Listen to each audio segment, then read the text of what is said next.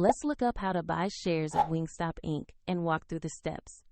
Wingstop is a fast casual restaurant chain known for chicken wings, and it is listed on NASDAQ under the ticker 1G. This video is educational only and not financial advice. To trade, you need a broker, and I'll use eToro as an example to show the process. After registering, you will usually need to verify your account with an identity document and add funds to be able to buy. Use the platform search box and type the ticker WING to find Wingstop. Then select the result that matches Wingstop Inc.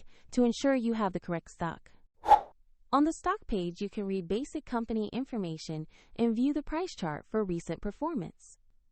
Confirm the name, exchange NASDAQ, and ticker WING to be sure this is the right listing.